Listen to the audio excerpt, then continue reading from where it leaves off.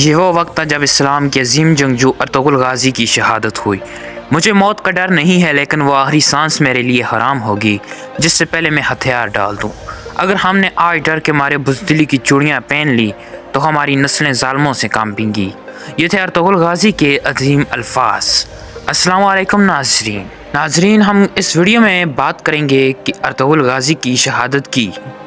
گزشتہ چند سال قبل پاکستان میں شہرت کی بلندیوں کو چھونے والا ڈرامہ سیریل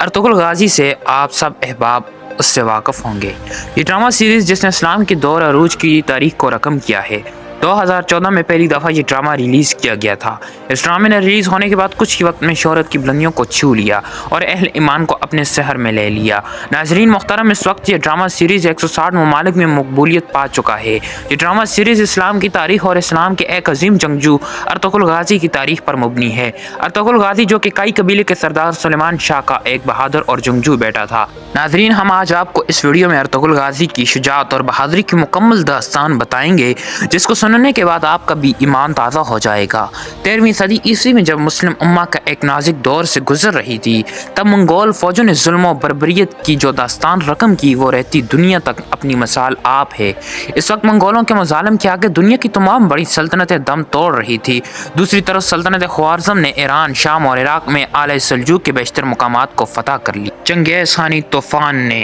اپنے تمام تر ہولناکیوں کے ساتھ سلطنت خوارزم کا رخ کیا اور اسے تباہ و برباد کر ڈالا۔ اس سلطنت کی تباہی کے بعد وہاں پر موجود ترک قبائل کسی محفوظ جگہ کی تلاش میں وہاں سے ہجرت کرنے لگے۔ ان میں سے کچھ قبائل شام اور ایران پہنچے۔ ان قبائل میں ایک کائی قبیلہ بھی تھا جو عظیم جنگجو اور طاقت کی وجہ سے باقی سب قبائل سے قدرے منفرد تھا۔ اس کائی قبیلے کا سردار سلیمان شاہ تھا، اور جب یہ قبیلہ اپنے سردار سلیمان شاہ کی قیادت میں خراسان سے ہجرت کر کے شام کی طرف جا رہا تھا تو راستے میں دریائے فرات عبور کرتے ہوئے سلیمان شاہ ڈوب کر اپنی زندگی کی بازی ہار گئے۔ سلیمان شاہ کی وفات کے بعد کائی قبیلے نے شجاعت اور بہادری کی بنیاد پر سلیمان شاہ کے چوتھے بیٹے ارطغرل غازی کو اپنا سردار تسلیم کر لیا۔ اور جب ارطغرل غازی نے سلطان علاؤالدین کے زیر سایہ پناہ لینے کے لیے اپنے قبیلے کا ہمراہ ہجرت کی تو کونیا کی طرف ہجرت کے دوران انقرہ کے مقام پر ارطغرل غازی کو دو افواج آپس میں لڑتی ہوئی نظر آئی، جن میں سے ایک فوج اپنے کم تعداد کی وجہ سے دوسری فوج سے شکست کھاتی ہوئی نظر آ رہی تھی۔ اسی اثناء میں ارطغرل غازی نے انسانی ہمدردی کے پیش نظر شکست فاش نظر آنے والی فوج کی مدد کرنے کا فیصلہ کیا اور اپنے 444 جنگجوؤں کو لے کر غالب فوج پر ٹوٹ پڑا، اور دیکھتے ہی دیکھتے غالب فوج کو پختہ قدم اکھاڑ پھینکے اور ان کو بھاگنے پر مجبور کر دیا۔ جب جنگ کی افراتفری ختم ہوئی تو پتہ چلا کہ ارطغرل غازی نے جس فوج کی مدد کی وہ سلجوقی سلطان علاؤالدین کی فوج ہے۔ سلطان علاؤالدین ارطغرل غازی کی اس بہادری سے بہت خوش ہوئے اور انعام کے طور پر ارطغرل غازی کو اپنی سلطنت میں انقرہ کے مقام پر ایک علاقہ عطا کیا، اور اس کے ساتھ ساتھ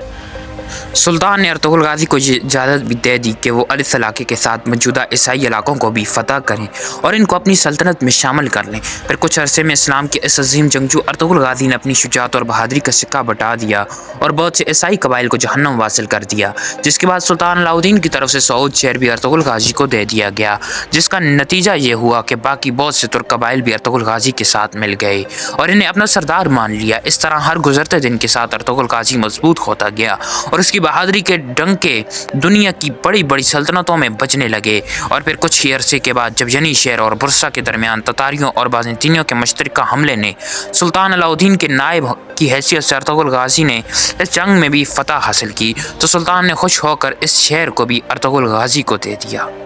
اور اس پوری جگہ کا نام سلطانونی رکھ دیا۔ ناظرین محترم، 90 سال تک اسلام کا یہ عظیم سپوت ارطغرل غازی اپنی بے مثال شجاعت اور بہادری سے اسلام کا جھنڈا بلند کیے ہوئے تاریوں اور عیسائیوں کے خلاف جنگ کرتا رہا، اور پھر بالآخر 90 سال بعد 1281 عیسوی کو ارطغرل غازی نے اس دنیا سے پردہ کر لیا۔ ناظرین محترم، ارطغرل غازی اسلام کا وہ عظیم جنگجو تھا جس نے اسلامی سلطنت کی شجاعت کے لیے اپنی بہادری کے